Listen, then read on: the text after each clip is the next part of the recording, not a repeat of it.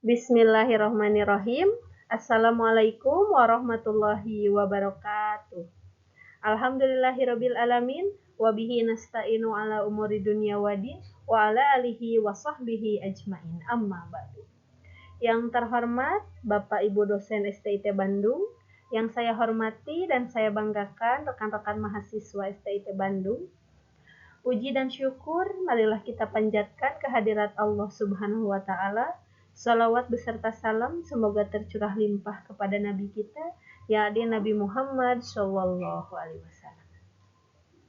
Perkenalkan, nama saya Tina Agustiana, mahasiswi di STIT Bandung dengan nomor induk mahasiswa 12304055560 dan prodi Pendidikan Islam Anak Usia Dini atau PAU di STIT Bandung.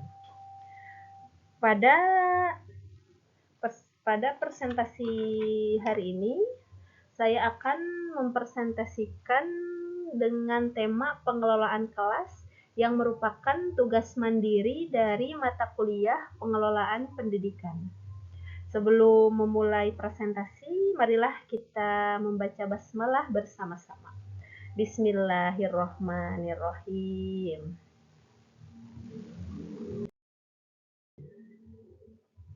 Untuk selanjutnya ada latar belakang. Pengelolaan kelas penting untuk menciptakan suasana belajar yang tertib, nyaman, dan menyenangkan. Dengan manajemen kelas yang baik, siswa lebih fokus, aktif, dan proses pembelajaran menjadi lebih efektif. Adapun rumusan masalahnya yaitu cara menciptakan kelas yang tertib dan kondusif, strategi guru mengelola perilaku siswa, dan pengelolaan kelas dalam meningkatkan efektivitas pembelajaran. Tujuan dari presentasi saya adalah untuk mengetahui cara menciptakan kelas yang nyaman, memahami strategi guru dalam mengelola perilaku, dan meningkatkan efektivitas pembelajaran.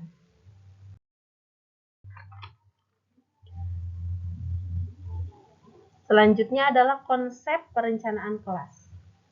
Yang pertama adalah perencanaan kelas. Perencanaan kelas itu bisa dengan cara menata tempat duduk, menentukan aturan kelas, menyusun jadwal dan aktivitas, serta menyiapkan alat belajar. Yang kedua adalah menciptakan lingkungan yang positif. Kelas akan terasa aman dan hangat dengan cara sapa siswa dengan senyum, hargai perbedaan, gunakan bahasa yang positif, bangun budaya saling menghargai, lingkungan baik membuat siswa berani bertanya dan mencoba.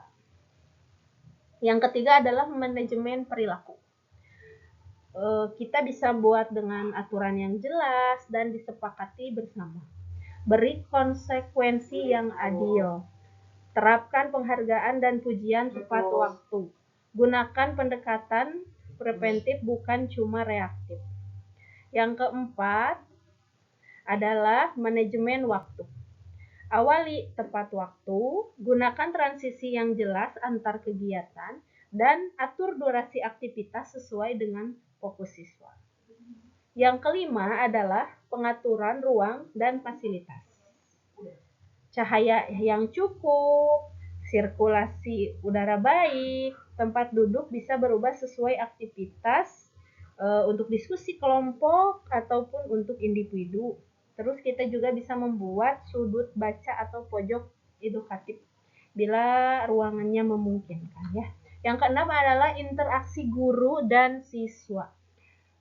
Bisa dengan komunikasi yang jelas, mendengarkan siswa, mendengarkan dan memberikan kesempatan bertanya kepada siswa, dan membimbing dengan sabar. Yang ketujuh adalah pemantauan dan evaluasi.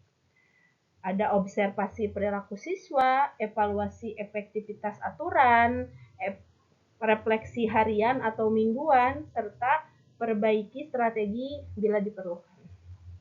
Tujuan pengelolaan kelas yaitu untuk menciptakan suasana belajar kondusif, mengembangkan disiplin positif, dan mendorong siswa aktif dan bertanggung jawab, membangun kelas yang aman dan nyaman.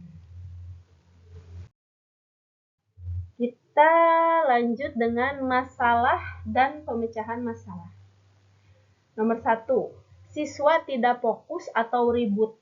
Masalahnya siswa mengobrol, memainkan barang, atau melamun. Solusinya kita buat aturan kelas yang jelas dan disepakati bersama antara kita sebagai seorang guru dan semua siswa kita.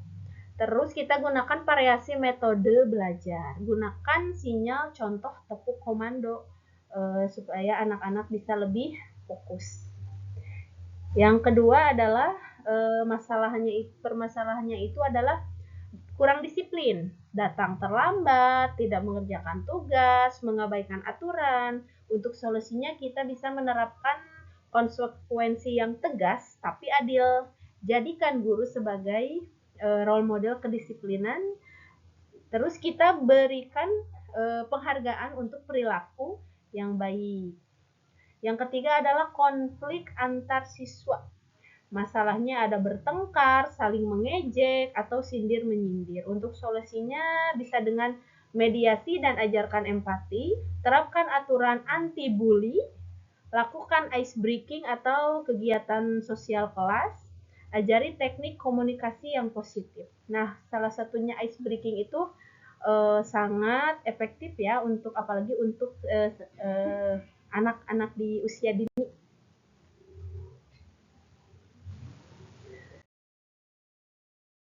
Kita lanjut ke usaha pencegahan pengelolaan kelas.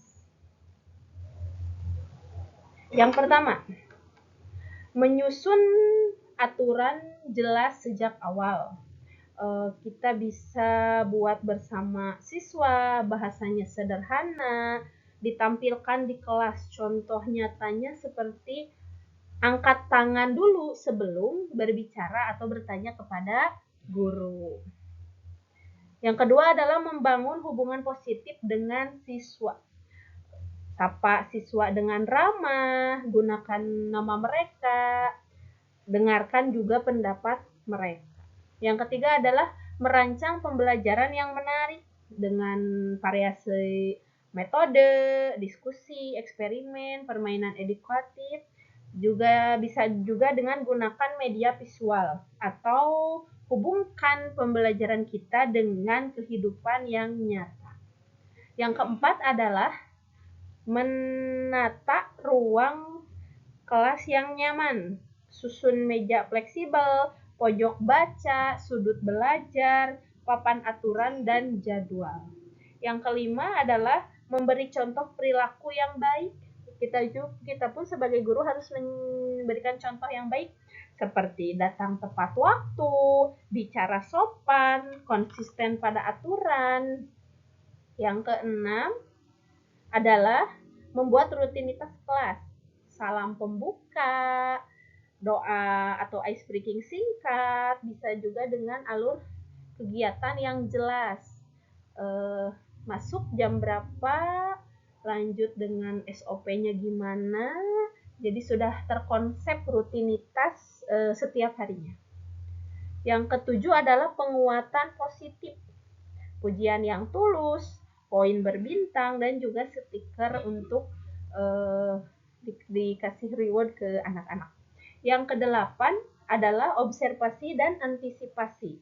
Kenali anak yang mudah terganggu, posisikan mereka dekat guru, dan siapkan strategi cadangan. Nah, kesimpulannya untuk pengelolaan kelas adalah sangat penting untuk menciptakan suasana belajar yang tertib dan kondusif. Strategi yang baik dapat meningkatkan motivasi, meningkatkan fokus, dan keterlibatan siswa. Saran, guru perlu meningkatkan kemampuan pengelolaan kelas dan lingkungan belajar yang nyaman agar pembelajaran lebih efektif. Penutup, Pengelolaan kelas yang baik akan membantu terciptanya pembelajaran yang tertib, menyenangkan, dan mencapai hasil yang optimal.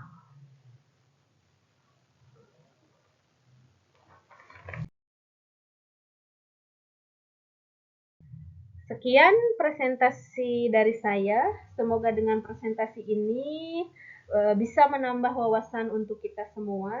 Terima kasih kepada Bapak Ibu dosen STIT Bandung dan semua yang telah memperhatikan presentasi saya. Apabila ada tutur kata yang kurang baik dan kurang berkenan, mohon dimaafkan. Wabillahi taufiq wal hidayah. Wassalamualaikum warahmatullahi wabarakatuh.